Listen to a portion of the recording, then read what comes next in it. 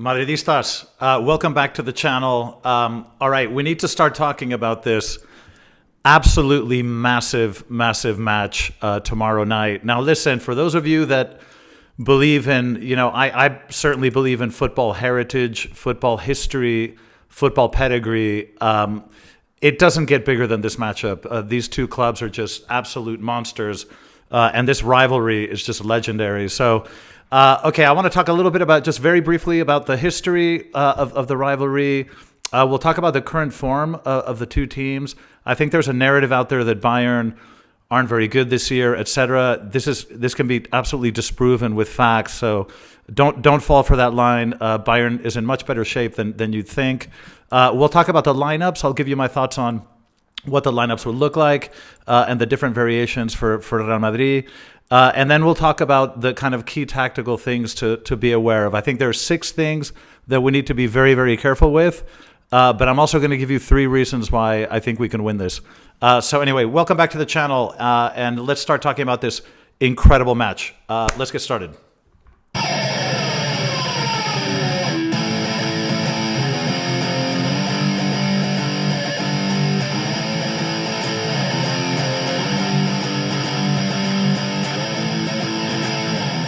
Welcome back, everybody. Okay, let's talk about this, unbelievable matchup tomorrow night. I mean, we're talking about 2 absolute heavyweights with just so much history and pedigree in this competition.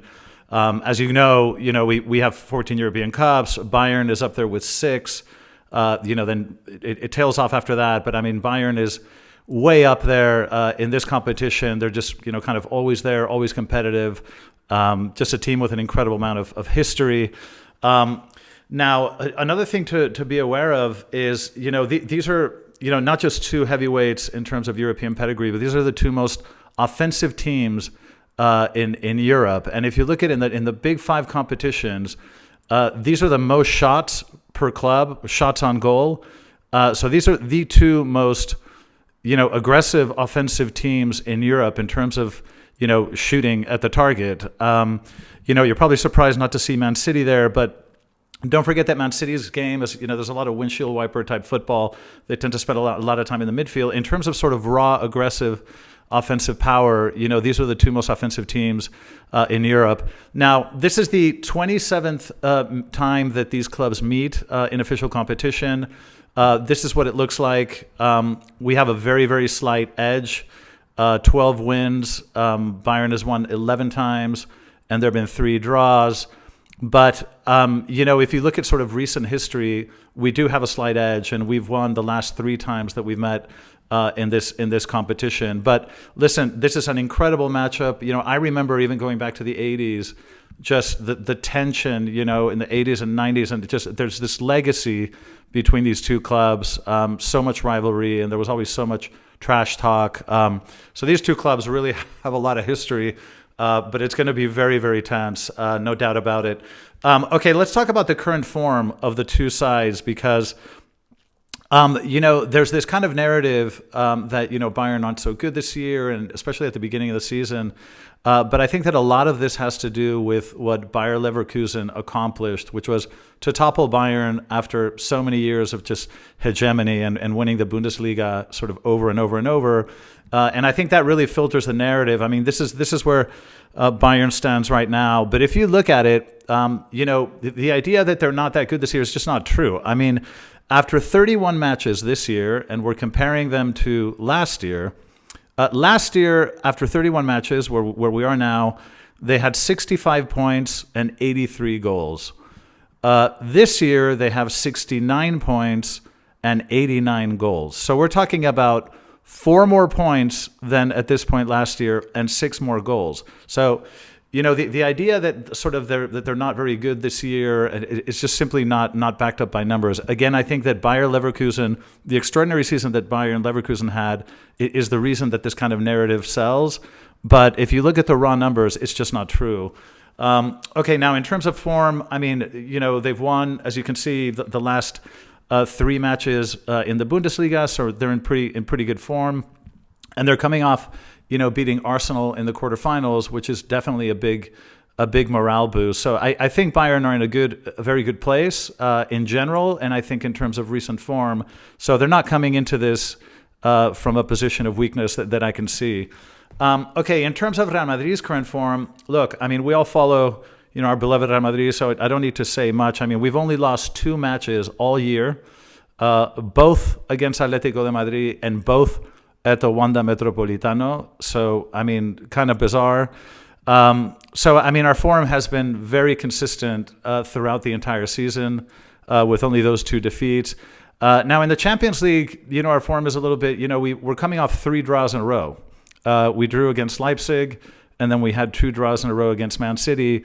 Now, on paper, that would look like, we're not doing particularly well. But I think if you consider sort of the quality of opposition, especially Man City, I think we have to be, pretty happy with our current form. So I don't really see, other than the injury issues that we're all aware of, I don't really see any particular weakness in terms of our current form. Okay, now let's look at the lineups that I'm expecting. Now, obviously, there are variations here, but this is what I'm expecting for Bayern. The only thing that I'm a little unsure of is whether on the left, whether you see Davies. Alphonso Davies has had a kind of not a great year. I mean, he's, I think, a phenomenal left back. He's, I think, been the best left back in the world for the last few years. But this year, he's not been in particularly good form. My only doubt is whether Mazraoui will take that spot or if it'll be Davies. But this is kind of the lineup that I'm expecting. Now, if you look up front, the Muller Harry Kane is actually very fluid. They tend to switch positions a lot. Sometimes Kane drops back and Muller goes up. He's obviously a very experienced striker as well. So I think that makes him particularly dangerous. But this is what I'm expecting from Bayern.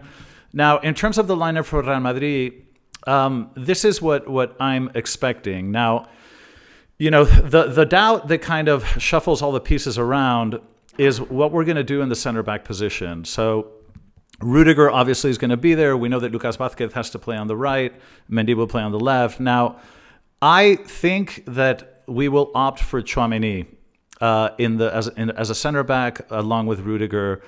And I think that will allow us to play Camavinga in a sort of double pivot with Kroos in the center of the midfield. Now, I could be wrong. Now, he may opt for Nacho. Nacho's performed very, very well. And it is a possibility. And again, so, I mean, some people here are even thinking that Militao could come out. Now, I would be surprised to see Militao. I just don't think he's had enough minutes.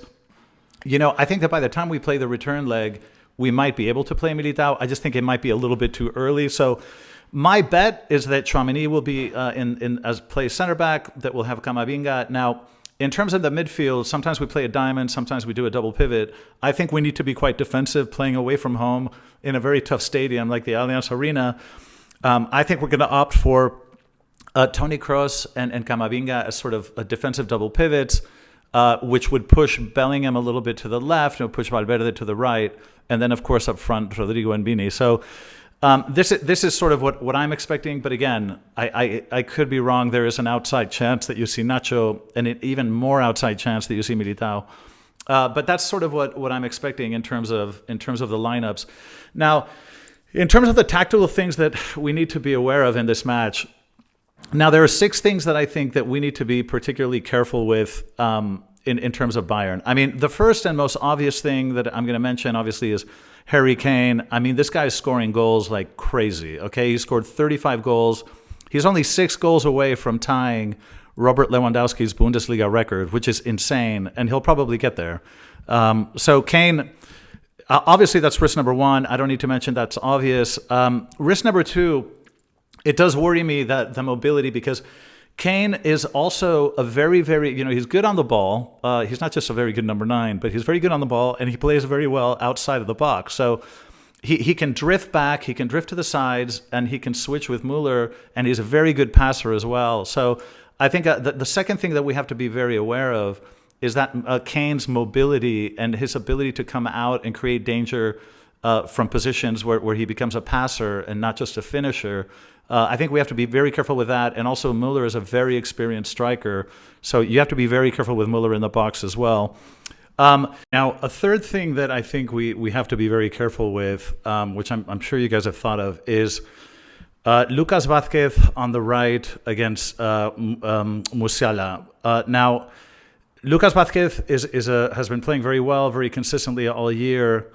But, he's not as good a defender naturally as Carvajal. He just doesn't have the same level of kind of physicality and kind of grit defensively.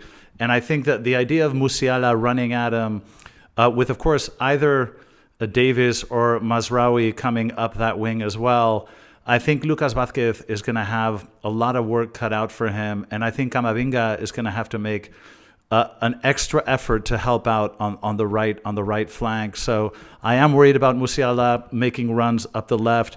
Sané is extremely dangerous on the right wing. He likes to cut inside and shoot with that left foot. And sometimes they swap and alternate.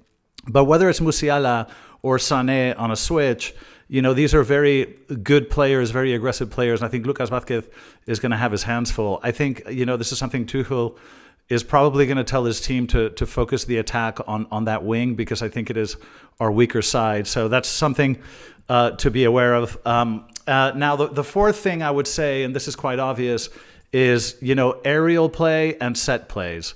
Now, Bayern Munich, they're very physical players. They're just very good in the air. They're very good in set plays. Historically, this is something that's been problematic for us against Bayern, and I think that's obviously something we need to be very aware of. So that would be number 4. Number 5, as I mentioned, is those runs, not so much on the right side from the right back, because Kimmich hasn't been coming up that much this year in terms of making runs on the right. But on the left side, whether it's Davies or whether it's Mazraoui, I am worried about the left backs coming up on that flank. And again, Camavinga is going to have to make an extra contribution defensively to help Lucas Vazquez on that left wing. And then number 6, finally, Goretzka. Goretzka is a really, really good player. He's a very good transition player. So if you give him a little bit of space, he's a very good player in transition, moves the ball very well, but also he has a very good shot from distance. And I think that's something we have to be very aware of. We have to make sure that in transition we block Goretzka. He likes to shoot from distance. And I think it's another risk that we have to be very aware of. So those are, I think, the kind of main tactical risks from the Bayern side. Now, I'll give you 3 reasons why I think we can win this. First of all, if you look at sort of Bayern center backs, Adir and De Ligt, I mean, these guys, they're not used to playing against the Vinis and Rodrigos of this world. I think one-on-one, the speed, the quickness, and the skill of Vini and Rodrigo are unlike anything that either De Ligt or Dier have had to deal with all year. I mean, these guys are very good static defenders, so they're very good, balls in the air and when they're in the box. They're very good sort of static positional defenders. But in the one-on-ones, I just do not think that either of those center backs are going to be able to stop either Vini or Rodrigo, and I think that's definitely works in our favor. Number 2, which I think is just a massive advantage for us, is our speed on the counter. I'm going to refer you guys to this interview with Tuchel very recently, and he was talking about Real Madrid, and he said something really interesting. He said, if you look at Real Madrid's goals recently and you rewind 10 seconds, he says, you have no idea where they come from. Like you take from the goal and rewind 10 seconds, and you just don't see it coming. Real Madrid has an ability to move vertically so quickly, and the speed of our counterattack is so lethal and so fast. It takes very few passes to put us in a position of danger. And I just think that the speed of our counterattack and our kind of unpredictability that way, I think is going to be absolutely determinant. And then the third reason I think that we can do this and we can win is our defensive discipline. And we proved this against Man City in spades. I mean, the ability to defend as a team in a compact way, the ability to suffer, to really contain an aggressive offense, and to work together in a compact way and defend with discipline and look for opportunities on the break. I mean, we've proven that we can defend extremely, extremely well. And I think it's going to be mission critical in this semifinal. So listen, those are my thoughts on this absolutely incredible matchup. This is just a legendary matchup and just a historic semifinal. So those are my thoughts. Really looking forward to the match. Thank you guys again for joining me, for listening. I'd love to hear your comments in the comments section, so please, throw those in. But thanks for joining me again. I'll see you guys in the next video. And as always, a la Madrid.